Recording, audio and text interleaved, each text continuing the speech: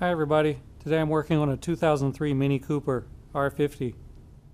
I wasn't planning on recording this work that I'm doing, but I found something interesting while taking apart the car, so I'll make a quick short video to describe what we found. This car had its clutch replaced pretty recently, probably about a year ago, but just recently it's developed a problem where the owner will press the clutch pedal in all the way, but it will still have trouble going into first gear or reverse. So this is an obvious sign that the clutch disc is not fully disengaged and it's dragging a little bit. So my first hunch was the clutch slave cylinder was either leaking or had got air in it, because that's the usual suspect for if the clutch doesn't disengage all the way. But as you can see from all the stuff on the ground here, it turns out that that wasn't the case. So I ended up having to pull the transmission completely out to diagnose the problem. If you'd like to see the full clutch job, how-to, you can watch my other video. I'll put a link down here.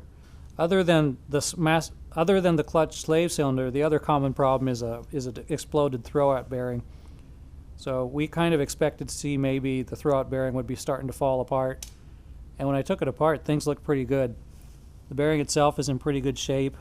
If I look on the clutch disc itself, there is a little bit of wear on the pressure springs, which caused me to get a little concerned. Why is it worn so much for only having about a year's worth of life on it? But then when I was checking how well the throwout bearing rides on the guide tube here, when I put the release fork back, I found that it was kind of hanging up on the edge of the tube here, which didn't make any sense because we replaced the guide tube as well when I did the job last year. That's when I noticed that the release fork here on the bottom, the metal is fatigued and cracked. And so what happened is the throwout bearing was not going in totally straight. It was off at an angle a little bit, and it caused it to bind up here. And instead of freely returning back to its rest position when the driver takes his or her foot off of the clutch pedal, it would hang up here next to the pressure plate, and that caused the excessive wear. And it's also a little crooked too, so it wasn't getting the right amount of throw to fully disengage the clutch disc.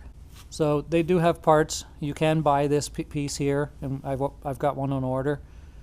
But we ran into a little bit of a challenge uninstalling this part.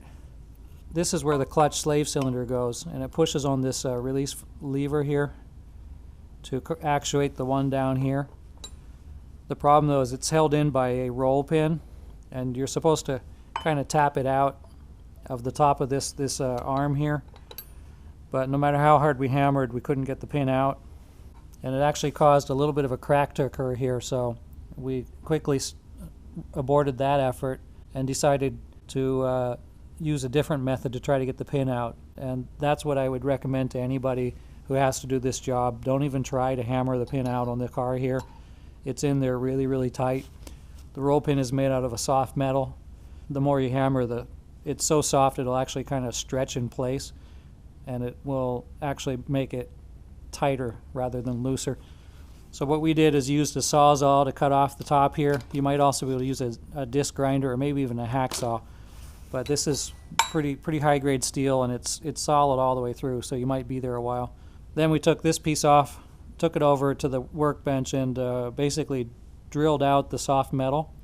It's actually pretty easy to drill. Just be patient, take your time, and use some oil to keep the drill bit nice and cool. And then once we drilled a hole through the center, we were able to tap it out finally. And I would recommend doing that. I've seen horror stories where these very thin metal sections here will actually just clean break. This is not very strong metal, and if you try to hammer it in place with sufficient force, I mean, you're not going to be able to get this out. If you try to hammer it too hard, you're going to cause these to crack and break. So just to be on the safe side, I'm going to put a little bit of JB weld with some plumber's tape here and up here, although I don't think any surface is carrying any load, but that'll just be a little insurance. This is kind of an unfortunate thing. I've never seen this happen, but they sell this part, so I imagine it happens from time to time. So that's all I have for today.